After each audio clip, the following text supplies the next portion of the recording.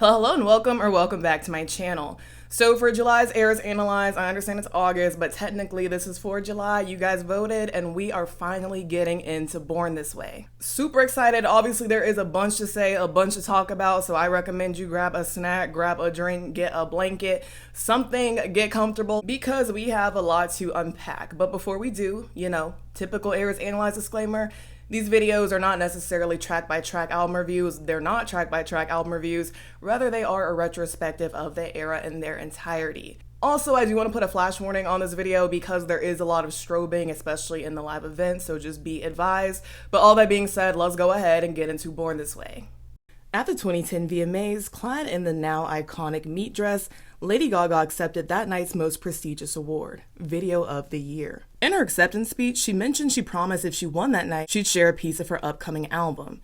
And that, of course, was the chorus to Born This Way, which is the album's lead single. I was born this way. After taking both the pop and fashion worlds by storm, the pressure was on for Gaga to deliver an impressive follow-up album, one that proved that she was more than a passing pop fancy, because a lot of people, even if they were intrigued, they weren't fully sold yet that Gaga was here to stay. And even months before the VMAs, she'd already confirmed on her fan blog, Gaga Daily, that she'd completed that lead single for her new album. At the time, she had also said she would announce the album's title soon, which she did at the VMAs, so about 6 months after this post was written. Part of the post reads, "I've already written the first single for the new album, and I promise you that this album is the greatest of my career. It is the anthem for our generation. I wrote it for you. Because of you, when I was in Liverpool, I wrote the greatest music I've ever written." And calling your own songs, especially ones that people haven't even heard yet, the anthem for a generation, is definitely ambitious. Little Monsters were eager, some anxiously so, to see what Gaga was cooking up. Outlets also picked up her statement, a lot of them with the sentiment that if you make a statement like that, you most definitely have to deliver, or it looks even worse than if you had said nothing at all. Prior to the song's official release, Gaga actually premiered a remix of Born This Way, playing it at Thierry Mugler's ready-to-wear Fall/Winter 2012 collection, playing it at a Mugler show in January of 2011, where she actually served as the musical director. And perfect for Gaga, the show's theme was Anatomy of Change. And you'll notice a lot of the pieces either look similar to things that she wore during Born This Way promotions, or are just the same pieces that she actually did wear. Having worn several other pieces for previous albums and videos, Gaga already had a relationship with Mugler, as well as the brand's creative director, Nicola Formichetti, who had been Gaga's personal stylist since 2009, even before the Mugler job. Gaga's music was also used in the Anatomy of Change short film to tease the fashion show, and the black and white video shows Rick Genest, also known as Zombie Boy, walking the runway and wearing some of the pieces. On February 11th of 2011, so just in time for Valentine's Day, Lady Gaga released Born This Way, which again is the album's lead single and title track. The date is also the anniversary of Alexander McQueen's passing, so Gaga considered it a sign that the song should become an unofficial tribute to him, saying, "He's up in heaven with the fashion strings in his hands, marionetting away." Surely you've heard Born This Way. Nothing wrong with loving who you are, she said, 'cause he made you perfect, babe. It's this punchy, infectious electronic anthem about self-love and acceptance.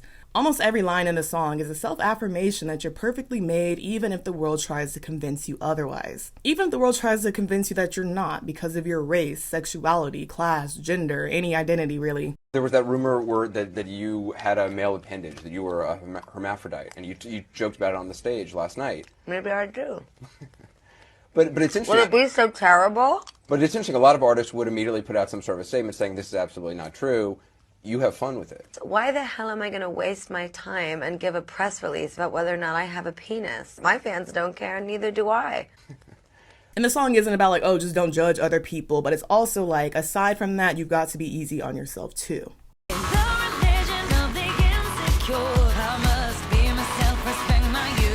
Respecting youth is not a phrase that you hear a lot. Usually you hear about respecting your elders, but young people have hopes, dreams, insights too.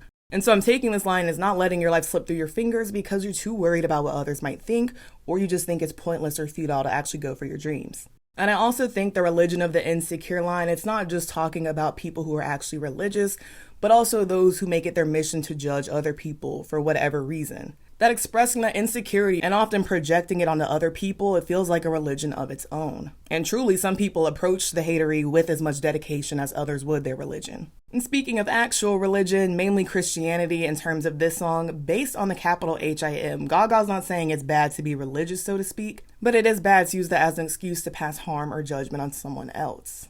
The way you wouldn't want your relationship with God or whatever deity called into question, people feel similarly about the romantic relationships. She's clearly taking the stance that the real Christian thing to do would be to love and accept others, because that is what Christianity actually preaches.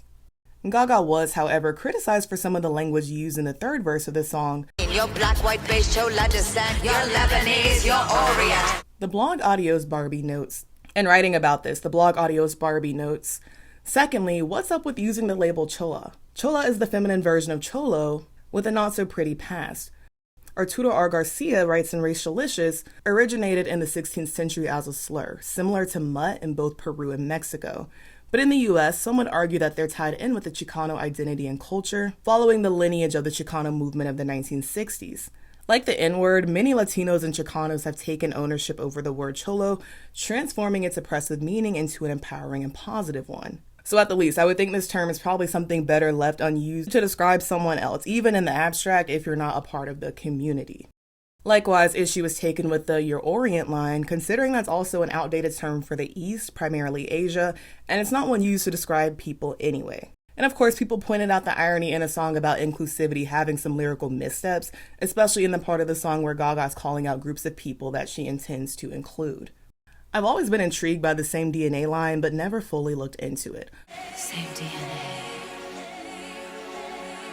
I always just took it to mean like we're all human beings, maybe like same DNA as loving someone with the same sex chromosomes as you and that being fine. But I found this quote from a Billboard interview where Gaga says about the song, "Born This Way is visually and thematically and lyrically about birthing a new race. Birthing a race within the race of already existing cultures of humanity that bears no prejudice and no judgment." And this is also reflected in the Born This Way video, a 7-minute sci-fi spectacle that's got futuristic sleekness and 80s eclectic glam in equal measure. Like in the song, there's this mixture of art and religion, it feels like, because it kind of looks like a nature documentary, a kaleidoscope, and multiple circles of hell all in one.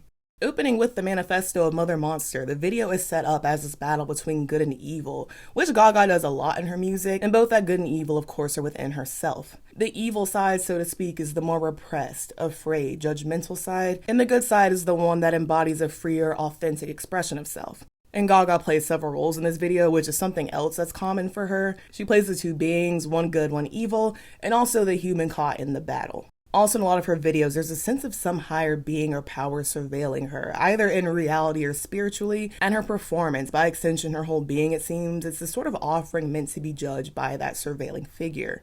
Usually I read this as us or Gaga just existing as ourselves, trying to show the world who we are, but there always seems to be some person or institution, even if it's ourselves, who we simultaneously want to please as much as we might say that we're just, doing it for ourselves. And Gaga said she wanted the entire Born This Way video to have this very surreal feel to it, and it was inspired by the paintings of artists like Salvador Dali. In a lot of the shots, even if you can't tell exactly what's going on, you get this vibe that Gaga's going against the grain, or you feel just kind of weirded out and uncomfortable, but I do think that's kind of the point. Even if some of the visuals are icky and slimy, is that necessarily bad? Because if you think about the song and video in terms of birth, which you're supposed to, birth is messy. It's kind of hard to watch, definitely uncomfortable, but in a lot of cases, most cases I would think, it is considered beautiful. And notions of beauty are also something Gaga said that she specifically wanted to confront in this video, hence its unsettling feeling, and it's also why she wanted Zombie Boy to appear in the video. Gaga painted her face to mimic his tattoos, saying, "I tell you what I think is beauty." And hence the scene was of me and Rico defining ourselves in an artistic way and not relying on society to dictate it. In their review, The Atlantic called the Born This Way video the place where zombies and bubblegum pop meet, adding in the subheading, "The singer's latest video is epic, semi-pretentious, and one of the best, most self-aware encapsulations of her artistic project and appeal." The article is equal parts critical and complimentary, with the main criticism being that Born This Way doesn't sound nearly as provocative or complex as the music video looks, which is something you do hear about Lady Gaga's music a lot. The review, written by Alyssa Rosenberg, goes on to say, "Lady Gaga may be in love with Outre, but she's unwilling to actually commit to a full transformation. At the end of the day, the horn implants, the enhanced shoulders, the zombie makeup, and the meat dress all end up back in the dress-up box, and I think she's smart enough to know it. And I can agree that if you've never heard Born This Way, the song doesn't give what you'd likely expect just looking at the song's single cover. But I think Alyssa's "she's smart enough to know it" comment, that can come off as kind of snarky, but I think she's actually complimenting Gaga's approach with the song, at least somewhat. Because in a later interview, Gaga would say herself that Born This Way was the most commercial pop sounding of the tracks on the album. But the album is also really fun, you know. It is. I don't want to harp on the seriousness of the record too much, because I do want people to know that liberation through fun and through togetherness and through celebration of life is also part of what the record is about. I do think the song being so poppy makes it the perfect vehicle for such an important message, because it would just make people more inclined to listen to it. It's rare that you hear a pop song that has both a controversial message and sound takeoff, because you've got to hook the general listener in with either one and then get them to stay for the other. Shortly after its release, Born This Way was censored on Malaysian radio stations as officials considered it to be offensive to general Malaysians. When the song was played on the radio, references to being gay, lesbian, transgender, and bisexual were removed. A rep for AMP Radio, the top private radio operator in the country, explained that while many Malaysians didn't dislike the song itself, the subject matter was still socially taboo and homosexual acts were still illegal. Even radio stations that didn't personally have a problem with Born This Way still shied away from playing it, as violating Malaysia's obscenity laws could result in a fine of up to $16,000 US. Lady Gaga responded to news of the song ban in a YouTube interview. She stated, "What I would say is for all the young people in Malaysia that want those words to be played on the radio, it is your job and it is your duty as young people to have your voices heard. You must do everything that you can if you want to be liberated by your society. You must call, you must not stomp, you must protest peaceably." Fang Ki, a Malaysian gay rights activist, also disagreed with the song being censored. He said, "Radio should be a platform for marginalized voices and creating understanding, not perpetuating ignorance and hate." Born This Way did debut at number 1, where it remained for 6 weeks. And fun fact, this was actually the Hot 100's 1,000th number 1 entry. Days after the song's release, Gaga also performed Born This Way at the 2011 Grammys in similar alien-esque attire to the video. She hatches from this egg-like space pod, clad in flesh-toned latex, before delivering an Alvin Ailey-inspired and Laurieann Gibson choreographed dance number, while singing the song obviously, and even incorporates one of her famous piano breakdowns. Upon release, Born This Way was noted for its heavy comparisons and similarities to Madonna's Express Yourself, which came out in 1989.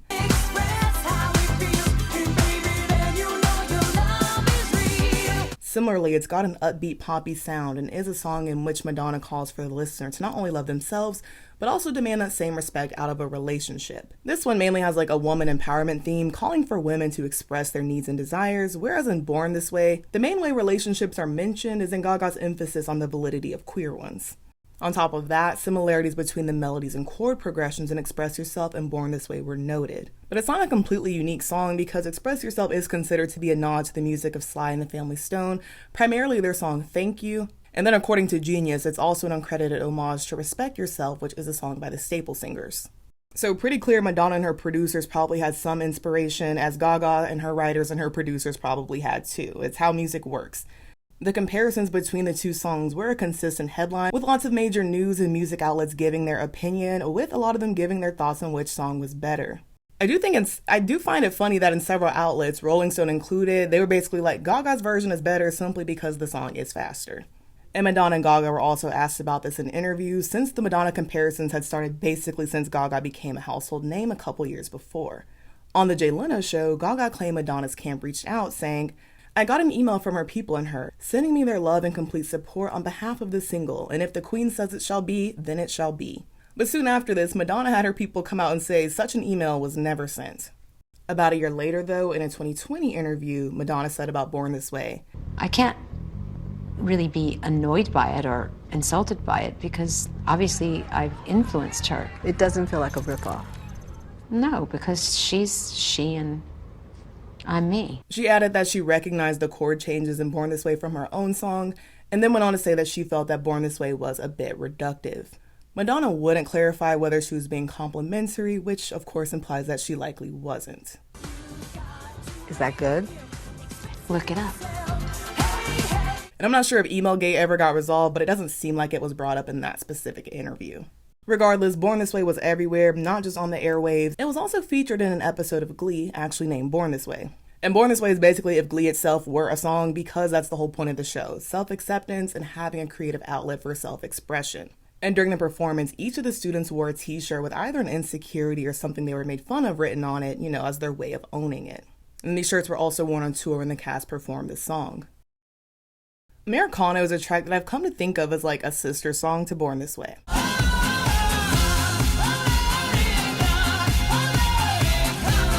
And it's also one of my favorites on the album, maybe my favorite. Both Born This Way and Americano are collaborations between Gaga, DJ White Shadow, and producer Fernando Garibay. And lyrically, Americano takes that queerness that's already on 10 and Born This Way and then dials it to 11. Gaga said about the song, Gaga called Americano a big mariachi techno house record where I'm singing about immigration law and gay marriage and all sorts of things that have to do with disenfranchised communities in America. It sounds like a pop record, but when I sing it, I see Edith Piaf in a spotlight with an old microphone.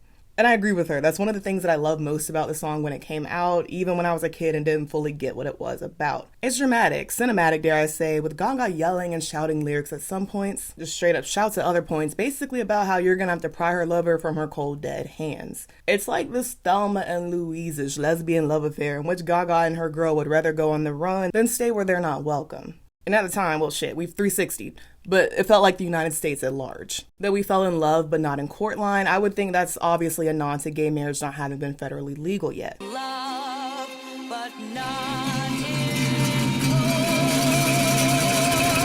And within the song, the person that she's fallen in love with is her Latina lover, who is mentioned in the song's opening. Several of the lines in Americano are in Spanish. Some of the most poignant lines in the song, honestly, like where Gaga sings about making songs that are revolutionary or how her heart hurts for her generation. I love how the Spanish is integral to the song, so you miss a lot of the message if you don't understand the Spanish or read the translation. But it can also represent that foreignness in the literal sense, but also in the sense of othering when you're excluded from society because of your sexuality, immigrant status, what language you speak, or any of those other things. And I'm sure that's also why the song is called Americano rather than American, to further emphasize that othering. In the pre-chorus, Gaga repeats, I don't speak your language.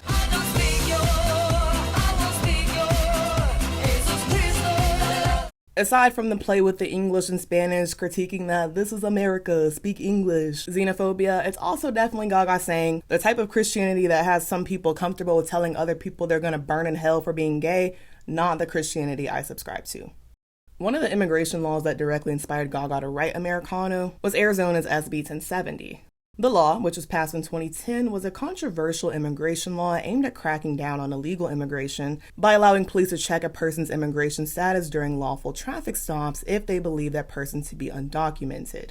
Additionally, it was made a state crime to be in the country illegally, and also aimed to penalize those who knowingly transported or employed undocumented day laborers. And apparently some people in Arizona were calling for artists and teams to boycott their shows, not perform, play in Arizona, and some were even telling Gaga not to show up on tour. But she felt it important to come anyway, saying, You really think that us dumb fucking pop stars are gonna collapse the economy of Arizona? I'll tell you what we have to do about SB 1070. We have to be active. We have to actively protest. And the nature of the Monster Ball is to actively protest prejudice and injustice and that bullshit that is put on our society. Proposition 8 was another reason Gaga was inspired to write Americano. The law passed in California in 2008 and said only marriages between a man and woman would be recognized, effectively banning same-sex marriage in the state. After 5 months and some 18,000 same-sex marriages in California, the state's voters may have said no more. And this actually reversed a California Supreme Court decision made just months before that had legalized it. And it wouldn't be until June of 2013 that same-sex marriages would be completely legal in California. In Americano, the anger and frustration is apparent throughout, as is that typical Gaga syllable repetition, sometimes mixed in with la la la's to drown out the bigotry, or her saying no, no, no as an act of rebellion and defiance. Don't you try to catch me, don't you try to catch me, no, no, no. And the song ends in this dizzying rush in which Gaga's basically like catch me if you can, with the strings and guitars building until the song ends in a gunshot. I always go back and forth on who I believe gets shot. Whether it's Gaga ending it all in a "you'll never take me alive, this isn't the world I want to live in anyway" sort of thing, or her being like, let me at least take out one officer, one power that be, before I get got.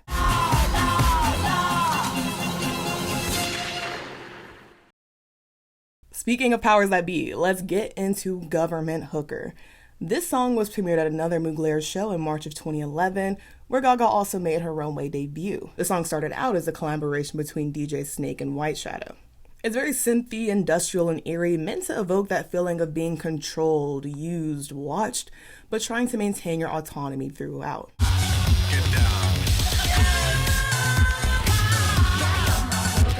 I always thought the song was a metaphor for likening the way the government exploits us to the same way someone might exploit a sex worker, and in a very guy style, Gaga's like, no, I'm still fighting for control, I always will be. My mind didn't necessarily change, but finding out the song is directly inspired by Marilyn Monroe and JFK sells it even more. The "put your hands on me" John F. Kennedy line should have made it obvious, but I thought Gaga was just using him as a symbol for that politician, perpetual philanderer type. And Gaga said of Government Hooker, I originally wrote the song for fun, and as I was writing it, I thought about the idea that the most fabulous and the most upper echelon of the hooker or the prostitute are the ones that would be sleeping with the politicians, the government hooker. And then I started to think about how there are lots of women in history who were having affairs with very important men and how those women affected politics, and how those women affected those men's decisions, as sort of the other woman behind the man. And it was meant to be a song of sort of reverse empowerment. I love how there's this fight and actual tension within the song because the man in question is present, barking commands at Gaga.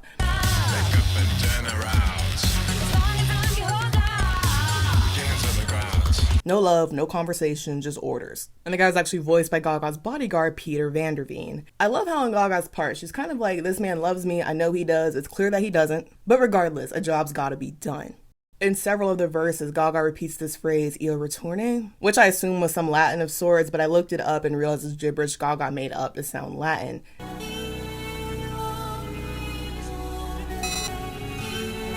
And if not made up, others thought it might just be an incorrect form of "Io ritorno," which means I'll return or I'll come back. Which in the context of the song could make sense as Gaga's playing the role of a sex worker, a woman caught up in this fray of politics and power, but wants to stay and keeps coming back to it for the influence, if not the relationship itself.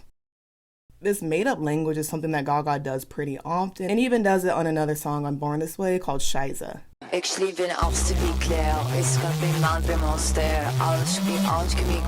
Love this one so much too. This song was also debuted at a Mugler show, pretty sure it was the same show as Government Hooker. And similarly, ScheiÅe grapples with the inequality of the genders and how that's going to affect relationships.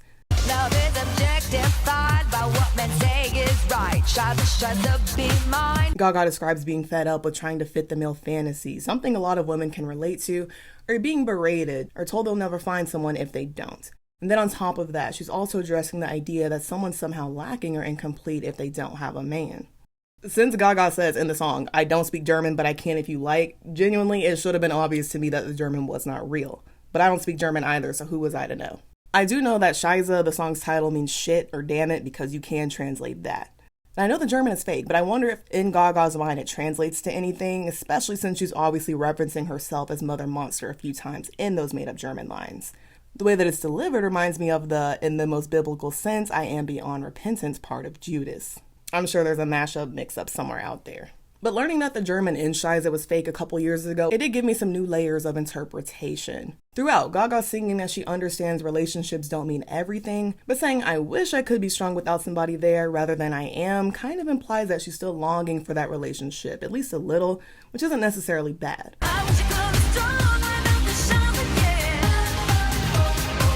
Couple that with her offering to speak German, though she knows that she can't, is kind of reminiscent of how we'll go to great lengths to impress people to keep them, often to the point that we're not even giving them the real version of ourselves to fall in love with. And aside from the German, Gaga says several times in the song she'll do whatever that person likes if it makes them hers. But on the other hand, you could interpret Gaga's fake German as an act of rebellion, as in men dictate how women should be, what they want in a woman, and Gaga's like, no, I'm not going for it. If you want me to speak German, I'm gonna make that shit up. Kind of like when your parent or teacher was like, you can't go play or do this thing until you do what I say, and then you just bullshit your way through it to get it over with. Gaga says she wrote the song after attending some club parties in Berlin and realizing she just wanted to be free, empowered, messy, without all the judgment and unsolicited opinions. While promoting Born This Way, Lady Gaga wore several versions of the alien prosthetics, even outside of music videos. Your bones are popping out today. So I'm very excited to see you. She was wearing them so frequently that people wondered if they were surgically implanted. They're meant to symbolize uniqueness, her being the mother of this new alien race, one where it's completely fine to look outside of the norm, even scarily so at times. But to keep up with the bit, as one does, Gaga insisted that her horns were indeed the real deal, and they protruded whenever she was particularly inspired. I'm not entirely sure if she was saying this about the prosthetics, but based on the context, it seems safe to assume. But anyway, I found this quote on Gaga Daily that I really like, which reads, "It's a performance art piece. I have never ever encouraged my fans or anyone to harm themselves, nor do I romanticize masochism. Body modification is part of the overarching analysis of Born This Way. In the video, we use Rico, who was tattooed from head to toe. He was born that way. Although he wasn't born with tattoos, it was his ultimate destiny to become who he is today." I really love the idea, not just of customizing your character in a sense, but that the person you were born to be is always inside of you. And a lot of these creative or expressive steps that we take is just us getting closer and closer to that fully actualized version of ourselves. Because of all the prosthetics and also her mother monster moniker, the demonic allegations and accusations that followed Gaga since her debut increased tenfold. So of course, perfect time to put out the religion-themed single. Even more perfect to do it specifically on Easter weekend at that. And of course, I'm talking about Judas. Judas, Judas, Judas, Gaga. In the song, Lady Gaga proclaims her love for Judas, the man who sold out Jesus for 30 pieces of silver, resulting in his crucifixion. Judas has also become a metaphor for anyone who's a traitor, which is what Gaga's actually talking about in the song, being in love with a man who continuously betrays her. This is in opposition to a man who would treat her well, portrayed in the video as a Jesus figure, and Gaga herself plays a version of Mary Magdalene. So rather than Gaga just saying, "Oh my God, I love the man who got Jesus killed," it's more complex than that. The song's more about an internal struggle to choose a partner who's actually healthy for you being a decent person yourself, and also taking that accountability to surround yourself with better people. One of my favorite lyrics in the song is in the second verse when Gaga sings, I've learned love is like a brick you can build a house or sink a dead body. Again, there's that juxtaposition between good and evil, right for you and wrong for you, but the choice is in your hands. I've also always been especially fond of the third verse. It's catchy, it's a whole tempo shift, I love the writing, I love the delivery. It's basically Gaga saying, I love being ahead of the curve, y'all never know what I'm gonna do next. Sense, I just weaken future tense. Judas gives me a defense to where it comes the next time. I always took this part as Gaga saying her songs are kind of her catharsis, her working through those bad relationships, and whatever man or person is offended, too bad. Predictably, several were offended at Gaga's use of Christianity to represent this struggle. Bill Donahue, president of the Catholic League for Religious and Civil Rights, stated, "This is a stunt. Lady Gaga continues to shock Catholics and Christians in general. She dresses as a nun. She swallows the rosary. She's now morphed into a caricature of herself. She's trying to rip off Christian idolatry to shore up her talentless, mundane, and boring performances. Another ex-Catholic whose head is turned around. Is this the only way to jet up her performance? This isn't random. We are getting closer to Holy Week and Easter." And this quote was included in a Hollywood Reporter article who also interviewed Gaga about Judas. And she said that she'd actually gone back and forth over whether she should reference Christianity in the song and the video or go about the salvation concept in a different way. And she said, "It was amazing because I have that conversation about salvation, peace, and the search for truth in a room of non-believers and believers. To me, that was saying God is active in a big way, and the place that it came to is surreal." And despite the controversy, the song peaked at number 10 on the Hot 100 and topped the Dance Club Songs chart. The single was accompanied by a music video co-directed by Gaga and Laurieann Gibson, who of course also choreographed the video. Interestingly, Laurieann said that the goal with the story and choreography for Judas was to convey the song's message in a much clearer way this time around, feeling they might not have executed that as well with the Born This Way video. I think it helps that the lyrics in Judas tell a much more descriptive story, and then of course we have the Jesus imagery, the Christianity imagery to lean overtly into. And of course Gaga does put a modern spin on it, styled mostly in modern biker style, mixed with some 80s glam, but also some lavish robes to evoke biblical times. And notably, Jesus and his disciples are depicted as a motorcycle gang. Another fun Easter egg is that the church Gaga and Jesus enter in the video is called the Electric Chapel, which of course is the name of another song on Born This Way. If you want me, The electric chapel represents this safe, sacred place, this refuge, which Gaga's music represents for herself and for her fans. It can support you through those dark times, those shitty relationships, maybe even help you to realize that you do indeed deserve healthier, safer ones. And Gaga directly references Judas in the pre-chorus singing,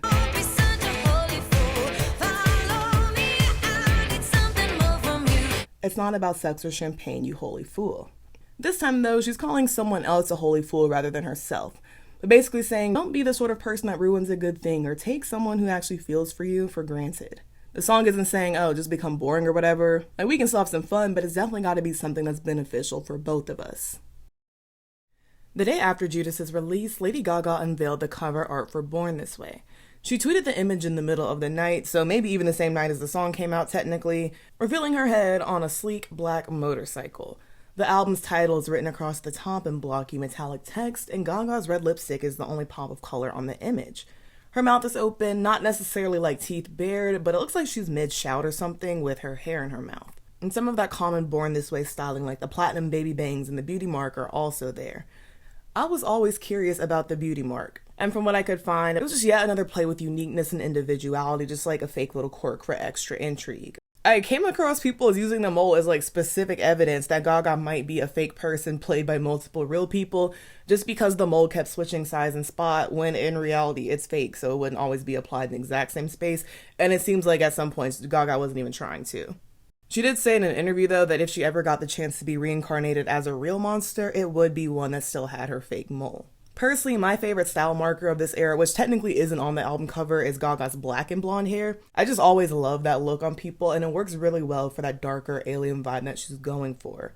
And I feel like her overall Born This Way look, it's got notes of pop and pop culture figures like Madonna, Amy Winehouse, and Marilyn Monroe, but with that avant-garde quirk quintessential to Gaga. For me, growing up and being obsessed with art and fashion was really studying the history of it. So my suggestion and inspiration for the day would be to get out your library cards and go on the internet and look up all of your favorite artists and artists that you've never heard of from the past. Anyone from painters to musicians to designers, and really study their looks and where they came from. That's always helped and influenced me with my style. Nick Knight shot the album cover, and he also directed the Born This Way video, and you can see the visual similarities.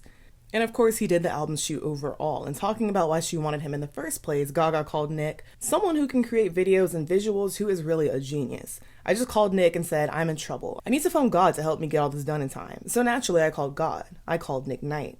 And Nick explained that it was really important for him to help Gaga develop her concepts for this album, the birth of the new race, her being Mother Monster, and keeping things as eclectic as ever, not going in with a clear plan, but also trying to capture every moment. He also said that at the time, the fans had been so rabid about the Born This Way shoot that Nick, Gaga, and her team stayed in a New York hotel for a few weeks just to make sure none of the film from the shoots leaked. I've known for a while now that Little Monsters didn't necessarily like this cover, but I did not know that their distaste made mainstream news.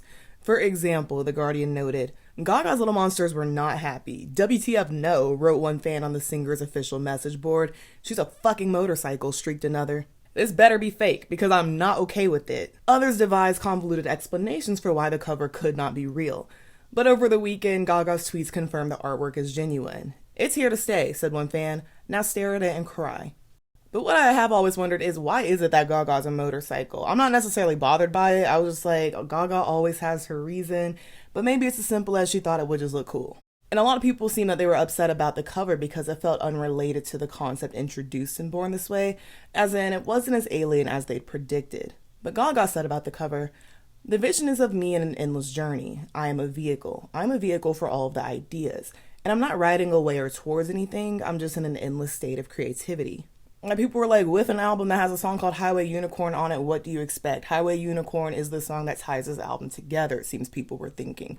Reading a lot of the album reviews, it seems like a lot of people thought of Highway Unicorn specifically as the album's thesis or cornerstone, even more so than Born This Way. Run, run with the fury of a Satan arise. And the song, which is called Road to Love in the parenthetical, it's one in which Gaga calls people to come together in the lonely journey that is just life. It's got this glamorous, rocky, anthemic feel to it. You feel bold, rebellious, energized, even supported by those super sticky drums that are present. In it, Gaga calls for all the hot rods to burn the roads up, party it up, take off at full speed, obviously again likening vehicles and transportation to freedom. And the song's second verse does kind of feel like the point of Born This Way, or maybe exactly the type of person that Gaga's making this album for, herself included.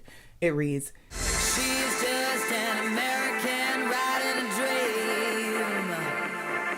When she's got a rainbow syrup in her heart that she bleeds, she don't care if your papers or your love is the law. She's a free soul burning roads with a flag in her bra." We also get some church organs towards the end to heighten the emotion, combined with this drum solo, and there is quite a bit of fusion happening here, but that's the point. The song is for everyone, no matter how different, no matter how unique. And that, of course, is what the unicorn also represents, and I think riding the unicorn, so to speak, is letting that individuality fuel you, using it to your advantage rather than running from it. It seems like we also get a tiny Easter egg or reference to it at the end of the Born This Way music video, with Gaga heading off into the night on her glittery black steed. Edge of Glory was the final Born This Way single released before the album. I feel like other than the title track, this has always been the one for me personally that has been super representative of the album, to the point where maybe it's the second song that I think of on this album right behind Born This Way.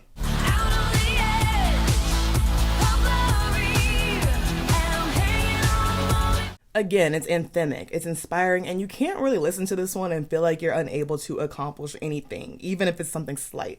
Some of the lyrics are relationship-based, but more overtly, the song is about seizing the moment and making the most of it while it lasts. The passing of her grandfather inspired Gaga to write the song, realizing on his deathbed that he indeed knew that he won in life because he had a family he loved, a 60-year marriage, and in a way, feeling so accomplished can make it easier to pass on. You don't feel like you have anything left unresolved. And Gaga explained, "I thought about that idea, that the glorious moment of your life is when you decide that it's okay to go. You don't have any more words to say, more business, more mountains to climb. You're on the cliff, you tip your hat to yourself, and you go." That's what it was for me in that moment when I witnessed it. I actually wrote part of the song before we got there, knowing he was going to pass, and then I finished the lyrics and finished the melodies after experiencing that moment. And but why did you create a happy, upbeat song? Because his life was glorious. And often, life is long, so we have a lot of hardships, and we also have a lot of triumphs before we get to that final point. And Gaga's basically saying it can be worth it to dance through all of them. Because what else can you do sometimes? I think my favorite lyrics in the song are the "I'm on the edge of something final, we call life tonight. Alright. Put on your shades because I'll be dancing in the flames." Because again, life is hell sometimes, and you just have to turn the music up. To me, Edge of Glory just feels like running while holding hands with somebody. It's danceable, it's fun, and it's very emblematic of that electronic 2010s pop, but with some very clearly classic nods. The saxes present in the song are actually courtesy of a legendary saxophonist Clarence Clemons. Gaga wanted the song to feel like a Bruce Springsteen song, so it made sense to have Clarence, who played as part of Bruce's E Street Band for decades. Outside of Born This Way, Edge of Glory was the album's best performing single, peaking at number 3 on the Hot 100. Surely, it is in part due to the universally positive message of this song. It was on the radio all the time. People just like it. And it was also used in a lot of commercials at the time. The most notable was Gaga's promotion for Google Chrome, which was a pretty new browser at the time. I think it only came out in like 2008 or something. And Edge of Glory, of course, plays in the video, and throughout, Gaga uses the internet to connect with her little monsters, and likewise, they use it to share her music, upload covers, recreate her makeup and fashion looks, do the fan things, just enjoy themselves.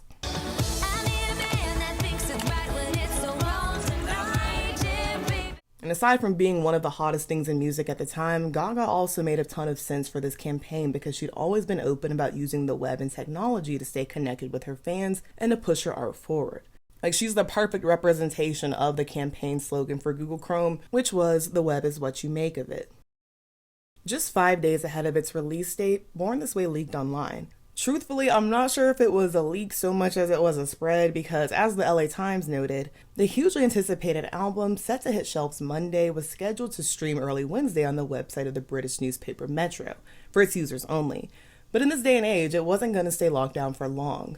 So I'm not sure if there was some sort of secret passcode or any other security measures put in place to prevent users from illegally downloading and circulating the album, because it seems like you would think that's exactly what happened, and it was exactly what happened.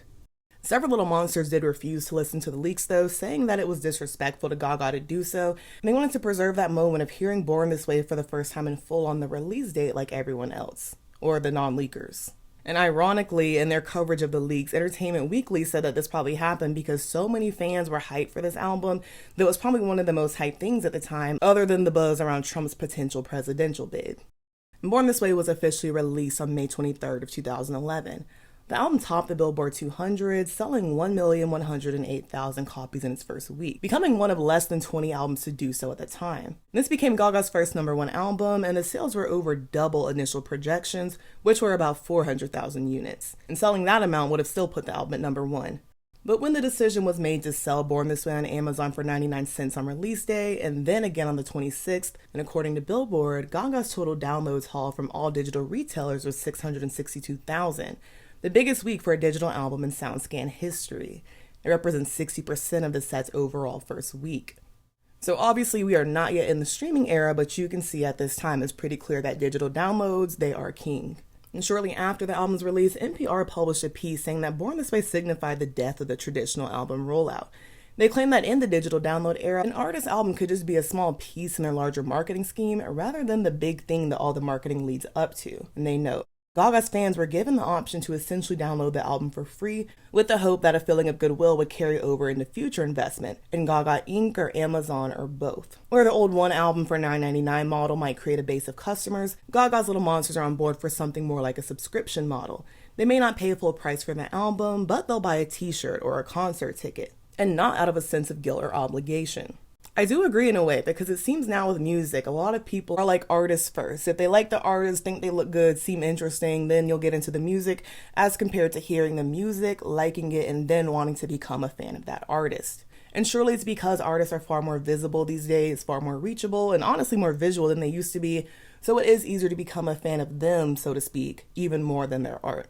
NPR compared the album to Adele's 21, which was basically the big album at the time, and said while that album only got about a third of the online first week sales that Born This Way got, and it still went #1 by the way, it was clear that 21 had more consistent sustained sales week over week as compared to the burst of sales Born This Way received, helped of course by the album being so cheap. To be fair though, 21 had been out since January, while Born This Way had only been released for a week or so when NPR published this article in early June. I was curious though to see how long it took 21 to pass 1 million sales considering how huge this album was, and it seems it only took 6 weeks in the UK and about 2 months in the US, where the album was platinum by April. Born This Way was met with mainly positive reviews. Several praised Gaga's ability to blend that lush, vapid pop of her debut album with more pointed callbacks to pop of past, yet somehow making it feel innovative. In writing for Rolling Stone, Rob Sheffield notes in his 4-star review, Born This Way is her 80s arena rock move, going for maximum goth Catholic bombast. The whole album thumps like the soundtrack to a Lost Eddie and the Cruiser sequel, one where Eddie gets crucified by Roman soldiers, while Gaga stands under the cross weeping and sending dirty texts to the DJ. What makes Born This Way so disarmingly great is how warm and humane Gaga sounds. There isn't a subtle moment on the album, but even at its nuttiest, the music is full of wide-awake emotional details. This review also calls the repetition in the Judas chorus Tarzan Boy yodels when describing how catchy the song is, and I'm gonna think about that. I'm gonna think about that forever now. Also giving the album 4 stars, The Guardian noted that for moments where the lyrics may have fallen flat or felt very on the nose, overall the writing is unabashed, honest, quintessentially Gaga. And they also commend the varying yet cohesive soundscapes on the album, noting, no matter how a song begins, pizzicato strings, operatic vocals, 80s rock guitar, it's soon engulfed in buzzsaw synths and robo-precise rhythms. This is shameless, club-oriented pop that aims for instant impact. And speaking of instant impact, I'm going to assume the late May release was chosen, at least in part, so that it was already out and people had a feel for the songs in time for Pride Month. So I was curious to see if there was any confirmation of that or any related coverage. And it does seem like Gaga spent a lot of time in June promoting Born This Way at Pride rallies, especially in Europe, specifically one in Rome where she performed Born This Way. According to Billboard, she'd been invited by Rome's U.S. ambassador in an effort to destigmatize homosexuality, noting, organizers said Rome was a significant choice of venue since it is home to the Vatican, which staunchly opposes legislation that would recognize same-sex marriage or adoption by gay couples. And then at the end of the month, she also did an interview with Outfront magazine. And in this interview, Gaga says that meeting with her fans and talking to them about a lot of the social injustices that they faced and them sharing their stories with her, that made her realize that with this album, while she wanted it to be fun, danceable, not take itself too seriously, social justice would be a paramount theme to address. Also in this interview, she briefly talks about the song Hair, which is another track on Born This Way that's overt in its themes of self-expression and being comfortable in your identity. Hair, one of the songs on the album, I write about how when I was young, I used to get yelled at by my parents to go back upstairs and change, and you can't go out wearing that, and how my hair and my identity was all the glory that I had as a young person. The post-chorus is that typical Gaga repetition, but here it feels like when you're dancing in your bedroom with no care in the world, especially after your parents just pissed you off.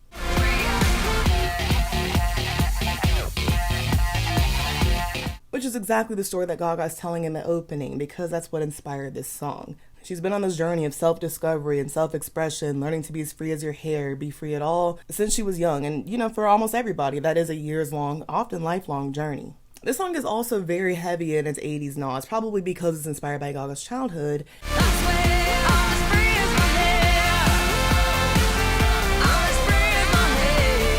And again, we have some saxes, and again, they are courtesy of Clarence Clemons. And he actually said that for the song, Gaga just had him come in to play the sax in the song, and he didn't really get any specific instructions, and he was just told to play what he felt. And it is one of the few tracks on the album that's longer than 5 minutes, which really gives that sax space to breathe, and also gives you time for Gaga to say hair a bunch of times, but also gives you time for actual other lyrics. And probably because of the saxes, sonically Hair does remind me a lot of Edge of Glory, but thematically I always think of Hair and Bad Kids as sister tracks. Maybe because you always think of the quote-unquote bad kids, the rebels, they're the ones with the funky hair. Bad Kids has a more rockish note to it, helped by a very prominent electric guitar, but there's a lot of punchy funk elements to it as well as some synth pop. And reading the Born This Way reviews, this is actually one of the songs that critics pointed out several times as one of the lyrically weaker ones because of lyrics like, "I chew gum and smoke in your face, I'm absurd. I'm so bad, and I don't give a damn, I love it when you're mad." And I'll admit, I do enjoy the production on the song more than the lyrics, but I do in part think the lyrics are supposed to be kind of petulant and immature, like a bad kid would be. So while I agree it's not some of Gaga's best writing, I do think it's meant to be intentionally childish, especially looking at lyrics like, "I'm a bad kid, I'm disastrous, give me your money or I'll hold my breath." Born This Way was accompanied with a special edition, which has 3 new songs, 4 remixes, and that remix version of Born This Way. One thing I appreciate about this deluxe is that it has a different track listing from the Born This Way standard, so while those remixes are tacked onto the end, those new songs are actually incorporated within the track list. And the 3 original songs on the special edition are Black Jesus, Amen Fashion, Fashion of His Love, and The Queen. Fashion of His Love is one of my favorite on the deluxe tracks, so much so that I think it's strong enough to have been on the standard version of the album.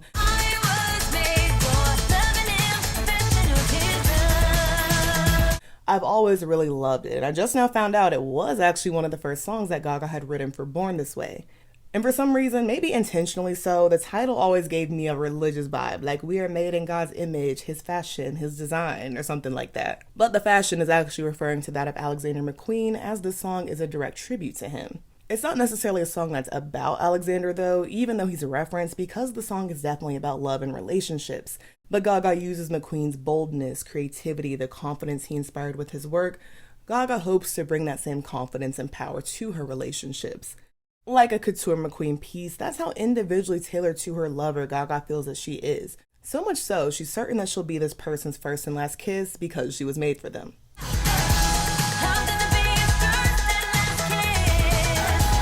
Sonically, I love the brightness of it. This one's produced by Gaga, and though it feels metallic and tingly, it's not in a cold, uninviting way. It's very bright. It's one of those throw your hands up and pour your heart out songs. It feels like you'd hear it at the end of a movie or something. And it reminds me ever so slightly of Whitney Houston's I Want to Dance with Somebody. It's got that same upbeat bounciness. In late August of 2011, the VMAs took place, and Gaga won Best Female Video, as well as Best Video with the message for Born This Way. Ahead of the ceremony, fans and publications alike waited with bated breath to see how Gaga would top her multiple outfit changes at the previous ceremony, one of which included the iconic meat dress, so of course she was going to arrive in something equally colorful, eye-catching, and grossly provocative.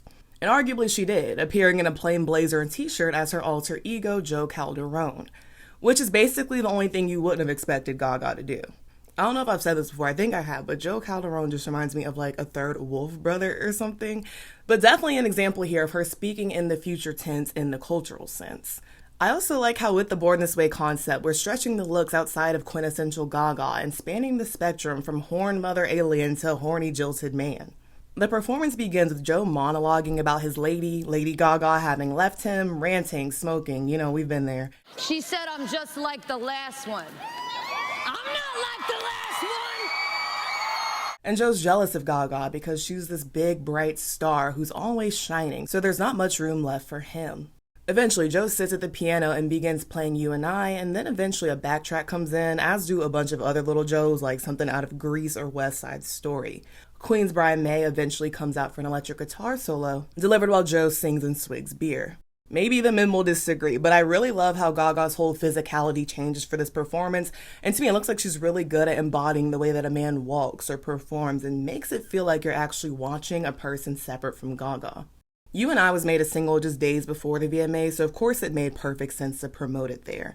Right down where you belong, in the corner of my bar with your high heels on. Joe features on the cover art, but the song was written in part about Gaga's relationship with Luke Carl. And from what I could find, it seems like it was an on-again, off-again sort of thing. I also saw people say that Judas is also about him, and the relationship ended for good sometime after Born This Way came out. But point being, it's a love song, one where you're singing about a person that's so familiar they feel like home, and the dive bar that y'all are in may as well be a 5-star restaurant. And the lyrics very much echo that on-again, off-again status, especially with Gaga adamantly saying, "This time I'm not leaving without you" in each verse, as well as the song's outro. This time I'm not leaving without you. Throughout, she references the 6 years long chase of their relationship, and this song's got this eclectic rock feel to it, and it's probably the sort of music that Luke enjoy but also feels familiar, which is what you want in a song about spending time with your person.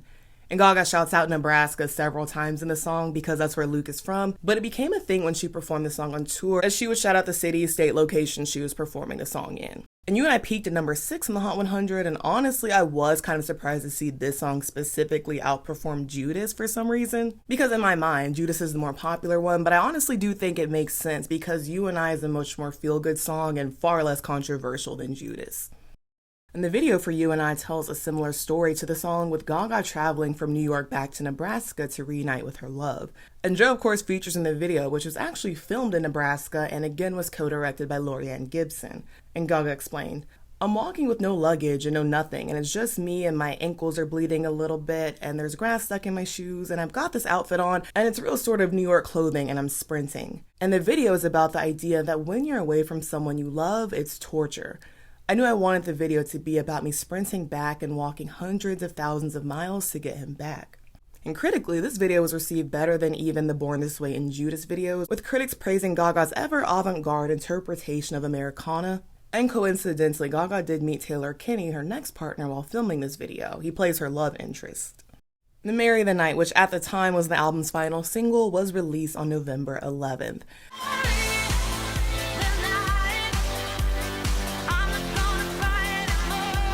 I remember everyone, even outside of Gaga, being like, "Oh my God, 11, 11, 11. This day is not going to come again for 100 years. Let's use the good vibes, the superstition, and release something." I do think the song kind of fits that release date because it's that transformation, realizing your dreams through hardship, making a wish, taking a chance sort of song.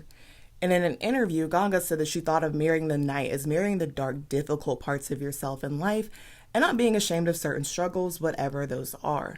The song was accompanied by a 14-minute short film, which is also Gaga's first self-directed video. And in it, we see Gaga pull herself from the depths of despair and reinvent.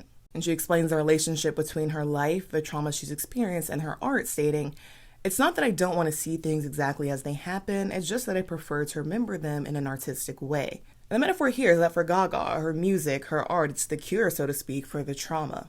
We get like an 80s-inspired training montage where Gaga and her dancers, who seem like the other clinic patients, they're rehearsing the routine that they later perform in the street.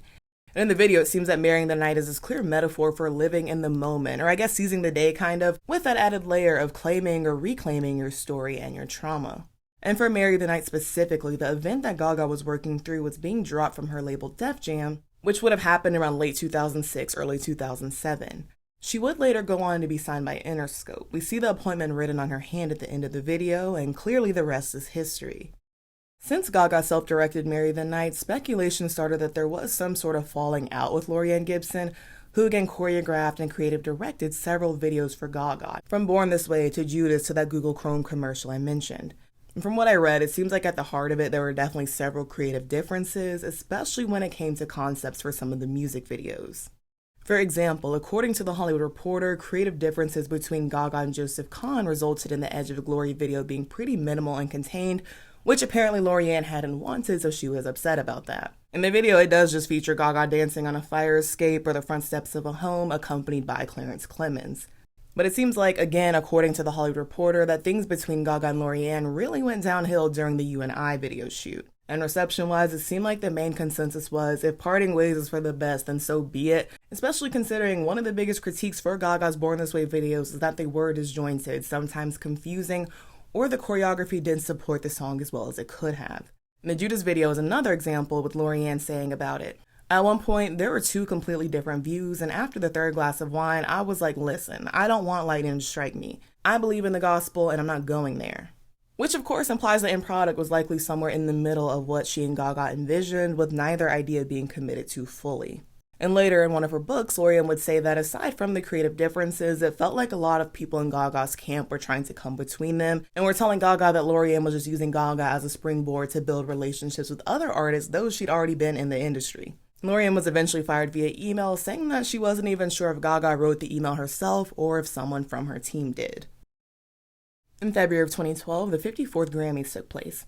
Gaga actually didn't appear on the carpet and instead opted to save her bespoke Versace look for those inside the ceremony. She didn't perform either, though she performed You and I Marry the Night at the nominations concert. Despite receiving nominations for Album of the Year, Best Pop Vocal Album, and Best Pop Solo Performance for You and I, unfortunately she lost all three categories to Adele's 21, which was her album's biggest competitor, honestly, and what was basically a sweep year for Adele. Obviously, because of how big Born This Way was, several people did consider these to be Grammy snubs, chalking it up to the fact that Gaga didn't play the Grammys game and do the carpet or perform. But I did see some little monsters questioning some of the submissions, for example saying it was a misstep to submit Judas for Record of the Year, when songs like You and I and Born This Way had performed better and likely would have gotten a nomination at the very least, which Judas didn't. And in April of 2012, Gaga embarked on her world tour, the Born This Way Ball. Aside from the song, she brought a lot of her iconic looks to the show, like versions of her meat dress while performing Americano, and then a lot of those Mugler looks. Like the rest of the album imagery, the show is pretty dark, with Gaga also wearing a lot of leather and studs, going for that glam rock vibe, but also leaning into a lot of the mechanical, industrial visuals and sounds on the album. And according to The Guardian, at least for one of her Finland shows, there were 18 different costume changes. Likewise, a lot of the set design is this eerie mix of modern industrial elements and that of the past, with the main setting being this giant gothic castle that Gaga climbs up and down in and out of throughout the show. But still, there's a lot of motorcycle imagery, like this amazing bike that doubles as an electric keyboard for Gaga. She also rides one out, big budget. And as you can imagine, critics praised the drama and spectacle of the show, and how amongst an often confusing flurry of lights, dancers, set pieces, and garish costumes, Gaga always stood out amongst it all. And if reviews had anything negative to say, it was mainly about the narrative bits of the show, because at large, the Born This Way Ball, it's a story of Gaga, the alien of the new race, being persecuted by Mother Goat, this giant mask-like stylized villainous leeching creature, also played by Gaga. And the goat in Mother Goat, by the way, stands for government-owned alien territory. But for as confusing or superfluous some felt that the story was, overall it was a grand show. And The Guardian noted, there are very few close-ups of her face for the first half, which will annoy millions of people, but you see something bigger in the sharp elbows and thrusting determination of the tiny figure on stage. Dissolving herself into the chorus of dancers for Telephone and Bad Kids, Gaga's upholding her promise of hard work in exchange for adoration. She's always talked like some weird public servant. I promise to sing and dance my ass off for you all night long, and at times is frankly exhausted tonight, breathing raggedly into her mic. I feel like that's what people love about a Gaga show. You are going to get what you paid for. You're going to get live vocals, you're going to get a show and a performance, with Gaga and her dancers leaving it all on the floor at the end of it. Her fans too sometimes, thinking of the time that she had one of her little monsters perform ScheiÅe with her and they ate it up. I watch that clip every single time I come across it. Across 98 shows, the tour grossed $183.9 million, which would be about $248 million today. And I'm not sure if this was planned, but I did notice the tour ended on the album's 2-year anniversary.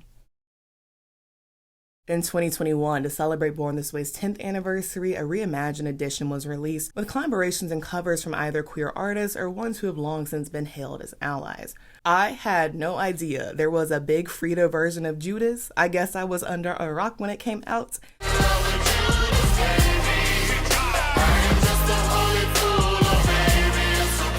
And among the 6 new tracks, there's also a Kylie Minogue cover of Marry the Night. Again, I don't know where I was when this album came out, but I'm glad I found it.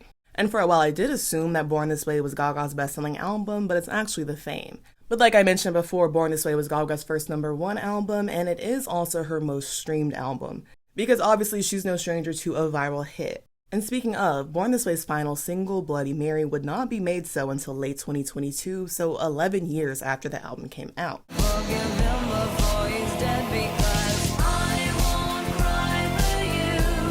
And this is, of course, due to its resurgence in popularity after it was included in a Wednesday edit. In the show, Wednesday's actually dancing to the Goo Goo Muck, and for months, you couldn't scroll online without hearing the sped-up version of the Bloody Mary chorus, the slowed-down version of the Bloody Mary chorus. And months later, Gaga expressed excitement that in 2023, one of her 2011 B-sides was playing on the radio. And it became even more popular recently than it was when it was released, as it entered the Hot 100 for the first time. And apparently Gaga is also going to make a cameo in the upcoming second season.